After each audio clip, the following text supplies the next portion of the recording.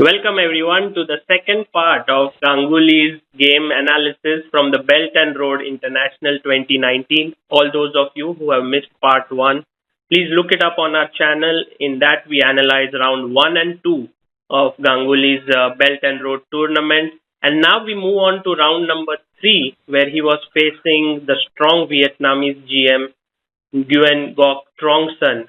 Surya, what was your impression of your opponent? Well, I have played with him number of times, so I know he's very talented and he plays pretty fast. And yeah, I know him for quite a long time now. So, but in any case, my first priority was to stay as fit as possible during the game. So our daily routine was anyway the same, to make sure that when I'm going to board, I have more energy.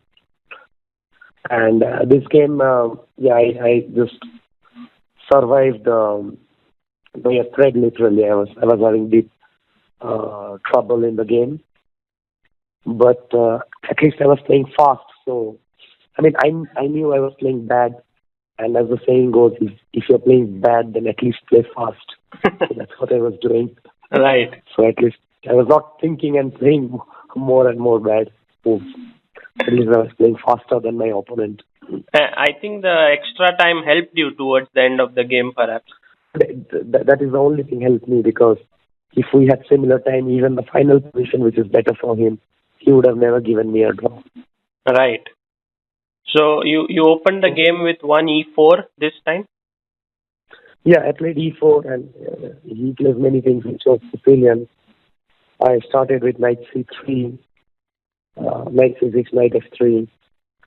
And he didn't have many games in this kind of in this particular variation.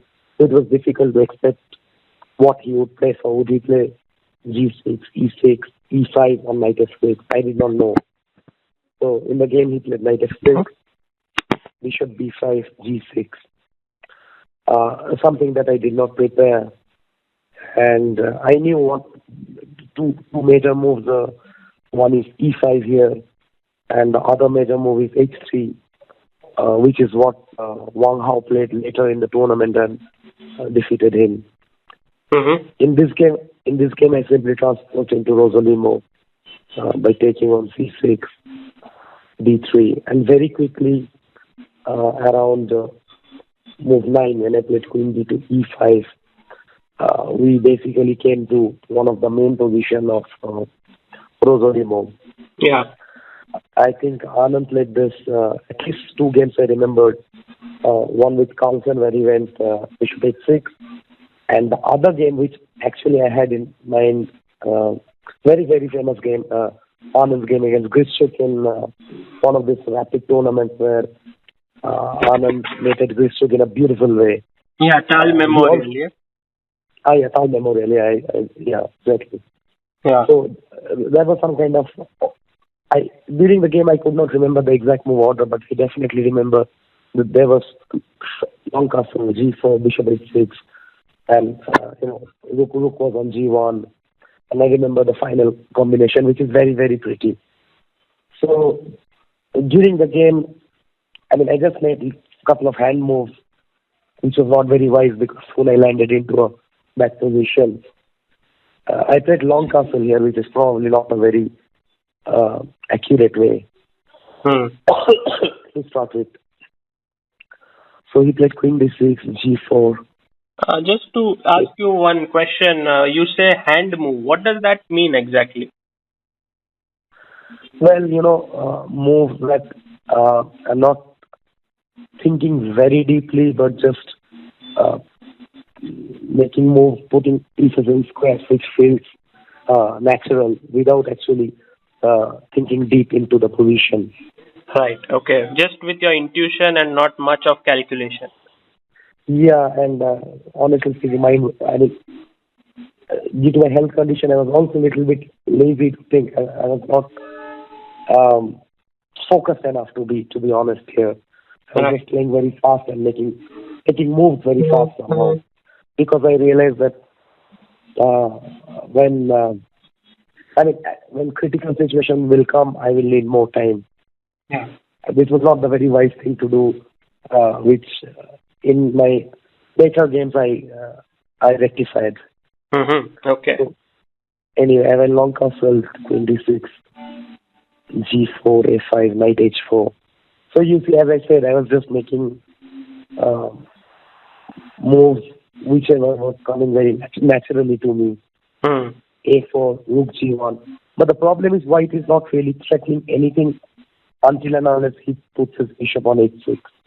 Yeah. As long as the bishop is on g7, there is nothing to go wrong. And then when he played b5, I realized that I don't have that much time because I simply cannot allow him to play c4. I mean, once he gets c4, it will be very difficult to create anything. Currently, he's threatening b4, knight e2, c4.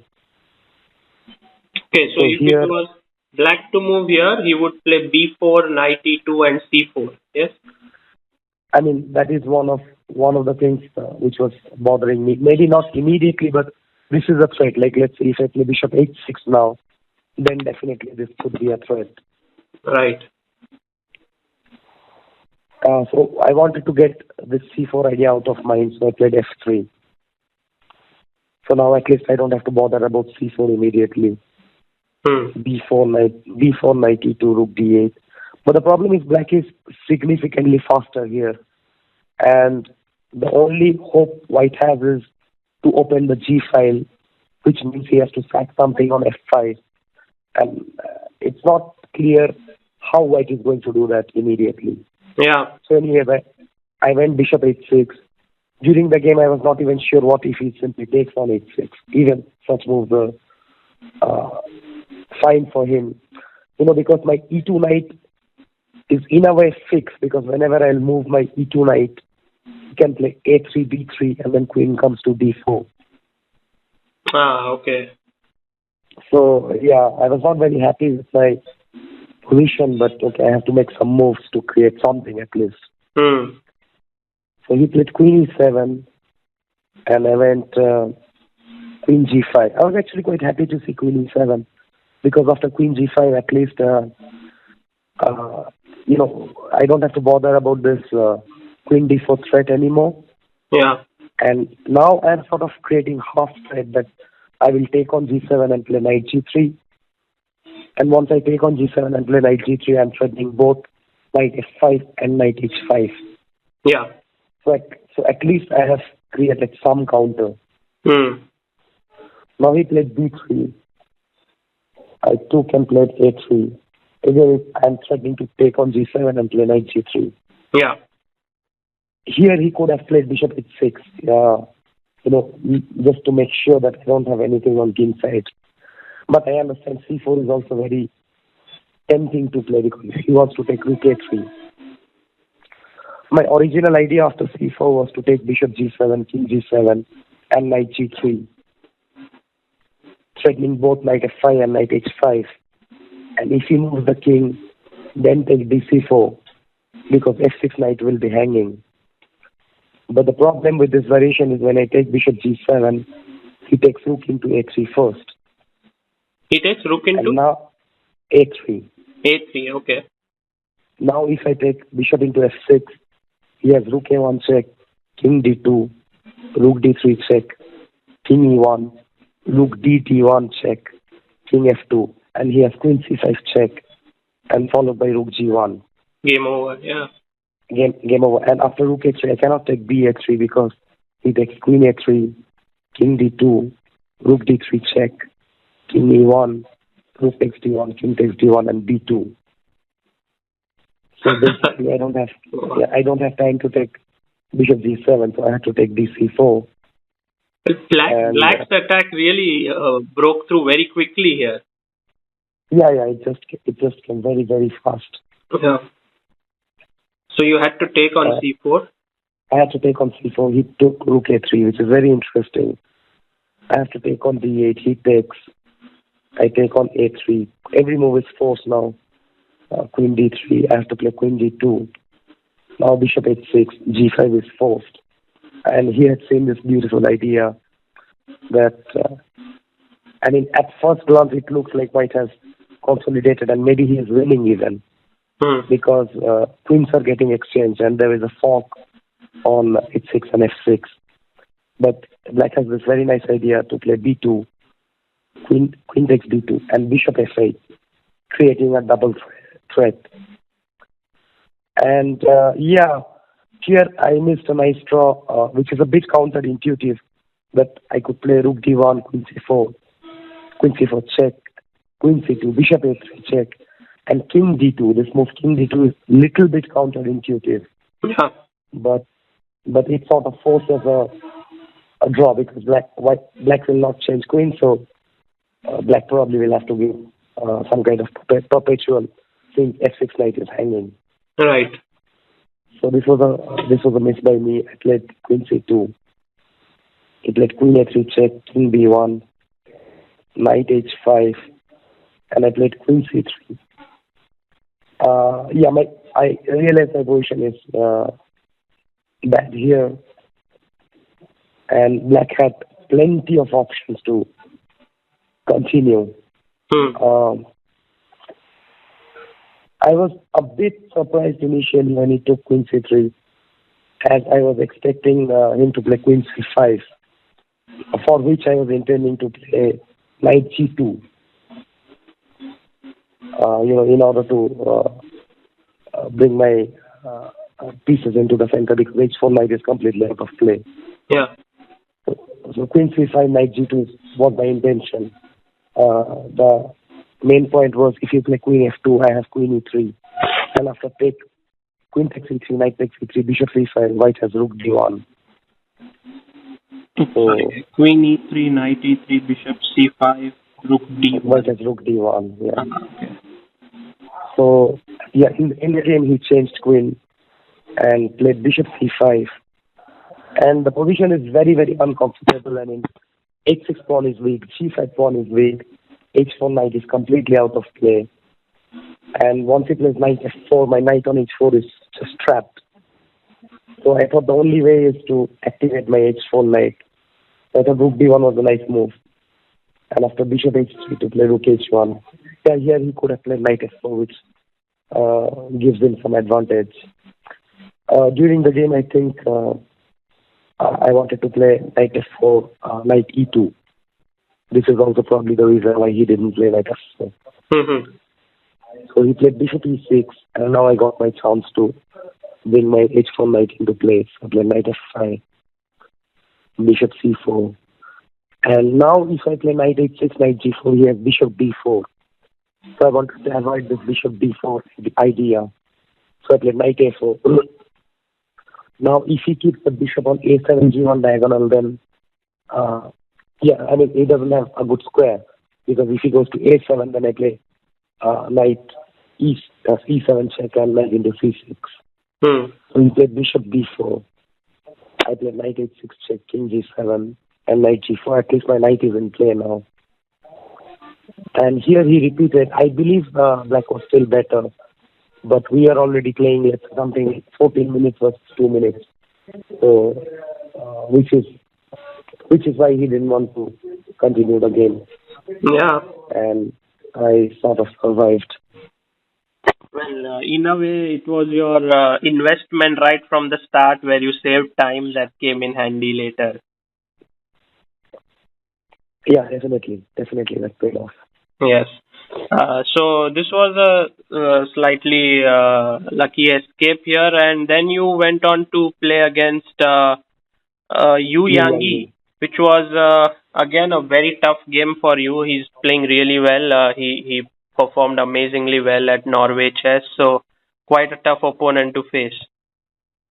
Yeah, and in recent times I played with him quite a number of times. Like, I bet him in World Team, then he bet me in Chinese League, and then again, like, in a span of, let's say, 3 or 4 months, we played already thrice. Right.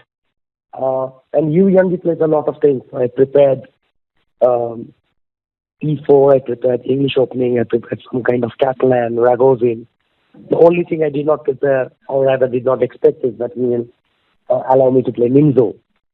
So in the game, when he played third move knight c3, I paused a bit and I thought, okay, this is something that I did not prepare before the game. And When he's playing knight c3, he's expecting me to play Minzo, and he has some sort of idea.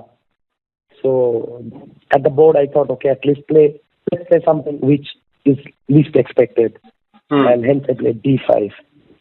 I have played few games here, but definitely he could not have predicted this, and immediately he started to think. So at least we both of us were sort of out of preparation, meaning that at least we did not have this particular position on our laptop screen within last 24 hours. Right. So I thought that is already a good start. Sure. That's He very played good. CD5, CD5, ED5, Bishop G5. Here the main theory is Bishop S5, of course. I have played a few games there. The thing is, after six move Bishop F5, which is the main line, Yeah. Queen F3, Bishop G6, and then this endgame happens.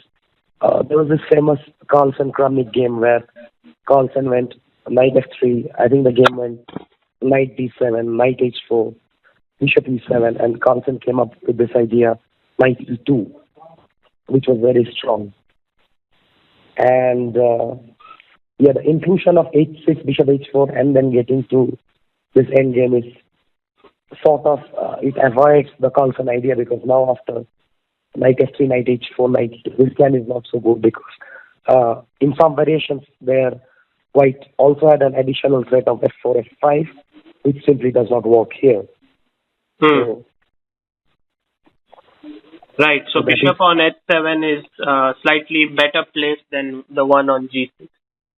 well, it has its own drawback too, because Bishop on H7 also means that when White will Bishop D3, Black might have to react, because with the Bishop on G6 and pawns on H7 and F7, after Bishop D3 and Knight H4, Black could still simply ignore. Here, that will not be possible. Right. Which is what Yu Yang did. He reacted. He played Knight C2. So he didn't go for the Carlsen plan, and he immediately went for Bishop D3 plan in order to counter, sort of saying that you played H6, Bishop H7. So now when I play Bishop D3, I'll ask you some question that has to be answered. So I played Knight D7. The typical plan is if Black gets his Knight to D6 on time, then he doesn't even mind to play F5, which is one of the main idea. So Knight D7, Knight G3, Knight B6, strong castle. The problem here is, here if I go Knight C8, I was not sure how to react after E4. After E4. If I play Knight E4. C8, White can, Okay. White can change the course of the position, because I was simply not sure how to react after E4. The position is opening up. So I played Bishop B4. He played Bishop B3. And I think I should have stick to my original idea, which was to take on C3 and then take on D3 and then go long castle. It's slightly unpleasant, but still much better than how I played in the game. Yeah. In the game, I went for something which is very, very unusual. I mean, Black usually never puts his king on king side in this line. But I thought since the bishop is on H7, I can afford to play short castle. This was not a good reaction. Right. So he plays knight C2. I play knight C8 because I want to get my knight to D6. Now we play knight F4. The point is, I don't have time for knight D6 because he plays knight F5, and there is no time to play F5 because he just check and take on H7. Yeah. And then F5 pawn. So I took on D3. Now the idea is, if he plays rook D3, then I am happy, because then I play knight D6 and I get my pawn on F5. The pawn on F5 may look weak, but there is no way to attack it twice. So Black is actually doing fine there. He took knight take D3. And now a lot of things are happening. Like, for instance, if I play an innocent move like bishop A5, then already after knight C5, I might lose a pawn, because White is threatening both knight into B7 and knight D7. Yeah. So I played A5. A5 was sort of important because I could also play direct bishop e7, but in general I thought including a5, a3 should work in black's favor. Hmm. So I Because played you want a5, to expand later on the queen side. queen Something. side. Yeah, that is clear. That is clear. And Hmm. also I should not allow any kind of yeah, like my majority on queen side. a5 is very natural. Yeah. So I played bishop e7. He played knight f5, Mm-hmm. and now I am in time. I played king h7. Uh, the point is, if he plays now, let's say knight f4, then I have rook e8 threatening knight d6, Yeah. and again I am on time. And yeah, so after knight f5, king h7, he played h4. I was not worried about h4 because I thought any kind of slow game I should be having enough time to consolidate here.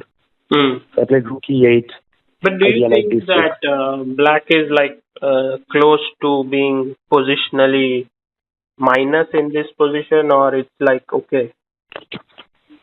No, here I thought I'm doing quite fine actually.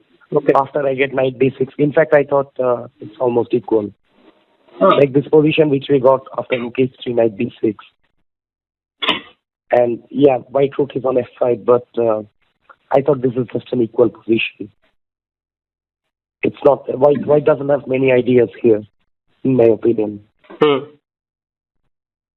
So king g6, g4, bishop d6.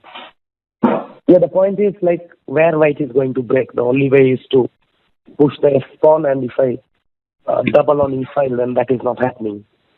In the Right. game, I made a small inaccuracy. Again, I made a hand move for which I had to suffer a few more extra hours. So he played king d2, rook e7, h5 check, king d7. This is absolutely equal especially after h5 check. I don't see how white can have any concrete plan here. So Okay. yeah, the game continued. Rook h1, rook a8, rook h3, rook e6. He played f4. Still, well, he wants to threaten some kind of g5. He played bishop e7, just putting an end to such threat. He Yeah. played rook f3, again trying to threat some sort of g5. So I played king g8, getting away from the rook f7 check. Again, there is no g5. Now he plays knight f2. There is no threat, so I play bishop d8. Here, bishop d8 was actually inaccurate. Maybe I should have started with a4. Because as soon as I played this, I realized that if I was white, I would have played a4 here. Hmm. So anyway, I mean, Yu Yang style is also very aggressive. It's Yeah. not, honestly speaking, it's not his kind of position. Yeah. So he played king d3. So were you more comfortable with this position because let's say you were facing Yu Yangi, let's imagine you were facing someone like Wang Hao in such a position, you would be more uncomfortable.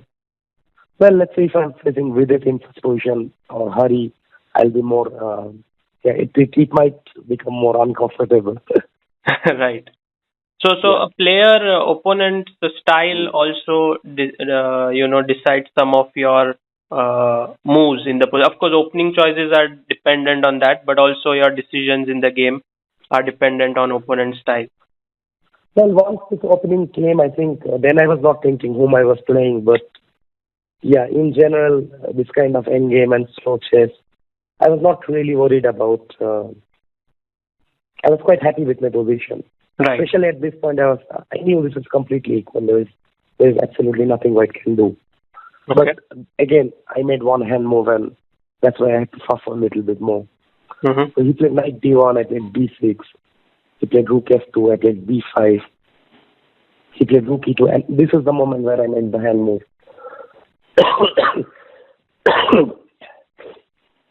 Basically, any move, bishop b6, bishop a5, everything is just a draw. Because white doesn't have a plan. Hmm. If I have my bishop on b6, he can never play e4 because d4 will be hanging. And g5 is not a threat.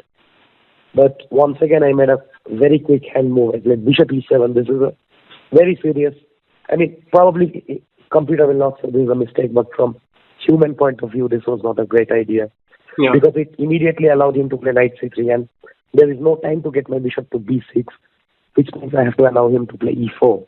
Mm. So then I played rook d8 and e4, and then somehow he got a fresh way to, like, 2 moves before he didn't have any plan, and now suddenly he has some ideas. Yeah. So again, I had to be very careful. So d4, rook e4. I played king g7. He played d5. And yeah, d5, there is no threat. I played bishop c5.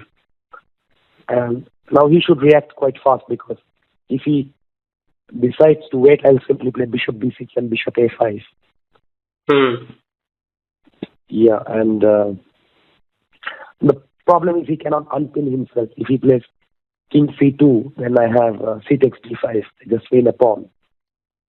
Yeah. So in other words, his king on d3, rook on e4, and knight on c3, and rook on f5. Every single piece is fixed. So if he doesn't play g5, he doesn't have a move. Yeah. But after g5, he sort of gets a little bit space for his pieces. So I took twice and played king h6. I had seen this endgame to a draw by now, but he has to take on e6. I take rook g6 check, king h5, rook e6 forced, cg5, rook c6, bishop f2, rook c7. And yeah, here probably something like rook b8 was also a draw. But we were a bit low on time. I still had more time. And somehow I felt if I play b4, ab4, there is no way I can lose this. So I didn't want to calculate very deep, and I just played b4 very quickly. Mm. And after that, again, some logical moves followed. King g6, rook c6, king f5, b5, rook b8, and threatening to play d4. He found this nice little idea, rook h6, suppose at least little bit problem. Like if I play d4 now, he has knight a5 and knight a4 because I cannot take on b5. Ah, okay. But this bishop c5 was nice because it immediately forces rook takes versus rook. There's nothing we can do about it. So rook check, king e6, knight b5, a3. This had to be calculated a little bit, but I had seen until the end, so I was pretty confident that it will end in a draw. Yeah. So knight f4, rook d7, rook c5, a2. And yeah, everything is forced. He checked twice. Then played rook c1, rook b5, rook d1, a1 queen, rook a1, rook b2. And here, yeah, this was move 60. And we kept on playing. And despite being like You played for physical enough, 128 moves, so I assume that you were enjoying defending with the rook. 68 moves. yeah, I mean, at that point I was not feeling physically very great, but I just wanted to. I had this kind of attitude that okay, if you want to play 200 moves, I will sit there and play 200 moves, but I am not going to call the arbiter and claim a draw. If the Why? arbiter comes and claim, not just that it doesn't matter to me. I mean, But you are already not well. You are trying to save every ounce of energy, and here you could have sort of claimed a draw, but you wanted to fight on. yeah, I mean, I was enjoying the moment. I was enjoying the position. I was seeing how he's trying, learning. I just wanted him to try, and then also I wanted him to offer a draw. I didn't want to offer a draw, and that is also partly because I had already offered a draw during this endgame and before my inaccuracy with bishop e7. Right. So yeah, at the end he got a little bit frustrated, and he finally offered a draw. Okay. So you got the sort of psychological victory by playing on, and Yeah, I was very happy. I was ready to play 200 moves this year.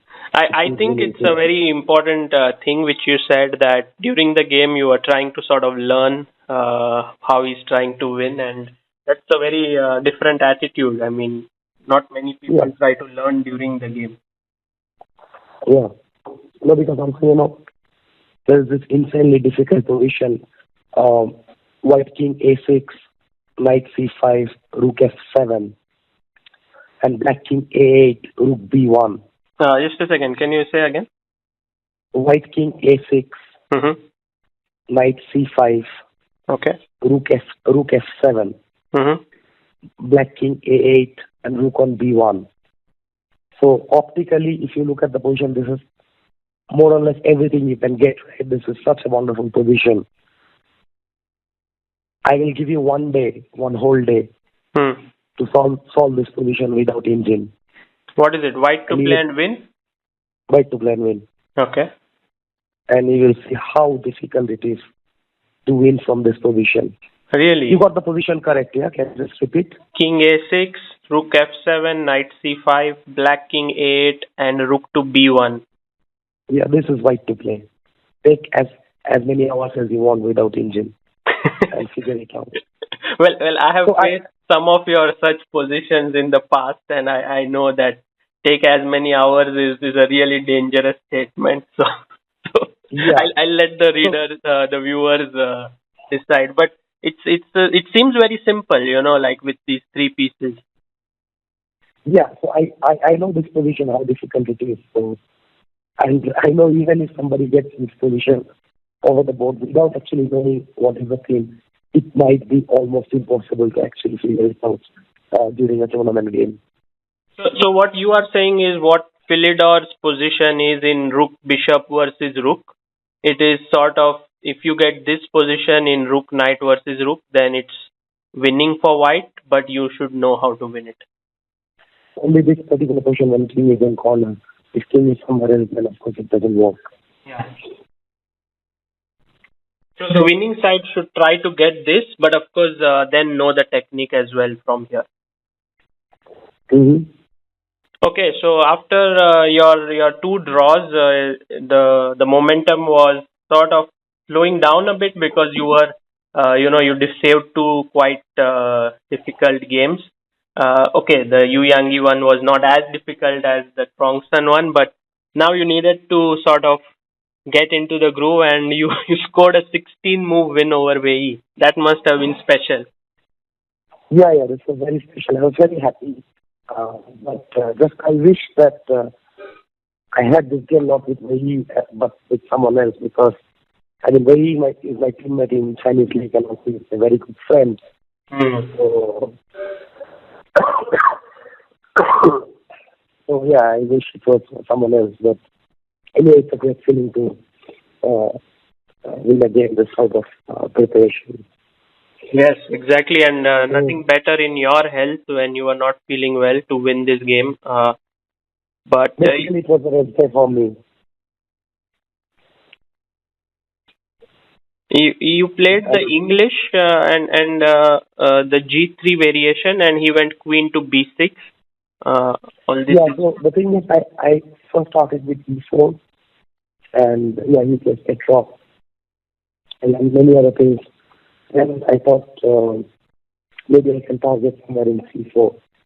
I was not sure where he will go, but this is one of the line, and the position which came, when I said Queen A4. Here, there are so many nice things. For instance, I think Kramnik bet Anand here, and Anand played after Queen A4, knight E G4, short castle, and now rook B8, and Kramnik went B4, and he cut it off, aim to B5, knight into B5. And he played B4, yeah, Bombay 4. Yes. Like after Queen A4, Anand had played knight E G4, short castle, rook B8, and now B4 is the move, which but he's just a piece down, yeah. Correct, yeah, but there is nothing to do with C5, yeah. C5 is coming. Wow. And the position is so serious that if I remember correctly, here after B4, AB5, knight D5, Anand played B6 mostly. I mean, you have to check the game, but I think because I remember Anand allowed this discover check. But anyway, it was losing, and mostly it was some sort of rapid tournament. Okay. So after queen f4, the main move is with b8. Uh, and when he played bishop c5, I was very pleasantly surprised because I knew this move just loses. Mm. I played bishop So, f4. so you had prepared this beforehand, like many years ago or something like that? Yeah, I don't remember which year I knew this, but yeah, it is. It's not a very. It's not something that I came up with, like, let's say, in last 1 year or something. But then, I then knew you this. would have had to spend a lot of time remembering your analysis because it's quite sharp. Yeah, I mean, this line is something that either you know it or you don't know it. Yeah, like otherwise bishop c4 is simply very strong. So I Yeah. knew bishop f4 just wins. So yeah, bishop f4. We played bishop f2 check. Queen f1, knight g4, and the problem is after h3, how is he going to defend his piece? Yeah. Yeah, this is really amazing. I mean, knight e3 check, you just simply take king into f2 and there is nothing that black can do. Yeah, I mean, he gets it correctly. He played g4, the right move, and after bishop at g5, um, there was this very nice line. He could play in f6, and I remember the variation goes like bishop f4, bishop into g3 now, white plays c5, queen c5, knight e4, knight e3 check, king g1, queen d6, knight b d6 check, king e8, bishop into g3, knight g4 check, and now something very funny thing happens. e3, queen e3 check, and king runs all the way to b1. So king f1, queen d3 check, king e1, queen e3 check, king d1, queen d3 check, king c1, queen e3 check, king b1, queen d3 check, queen c2, and white wins. Oh my god. Oh my god. This is unbelievable. Yeah. Don't tell me you So, remembered this variation. no, I remember that king goes to b1 because this is such This is a, and tremendous. this is some, this is something that Phenomenal you cannot memory. forget, yeah. Yeah, but it's so beautiful that it's also very difficult to forget, yeah. No, I mean, I understand it. You can remember it. Let's say it's very beautiful, but to know that this exactly happens with the move f6 over here is phenomenal. Well, the thing is also, I mean, I knew this idea and also I was calculating at the board, so when everything falls in place. Yeah. You sort of know the idea and you don't figure it out, then it becomes much more easier. Yeah. So he said bishop into g3, and now c5 is very important Yes. This is because, because otherwise knight e3 check, I will not have king g1. yes. So queen c5, knight e4, and now after knight e3, king g1, queen b6, there are many ways to win. The one I thought during the game was knight f6 check, king f8, and queen f3 check, and then take bishop in c3. Okay. I'm a p7. But also, let's say, if you don't want to calculate even this, then after knight e3 check, king g1, queen b6, not something like queen b4 also wins the game. There were million ways to win the game.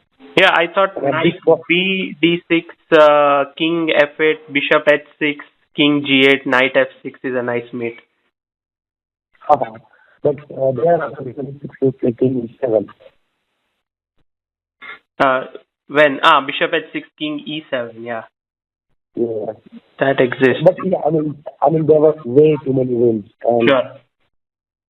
I went to make some tea for my throat, and as I went, I saw you were sort of already started laughing. And when I came back to board, I was drinking my tea, And when he was laughing, he looked at me.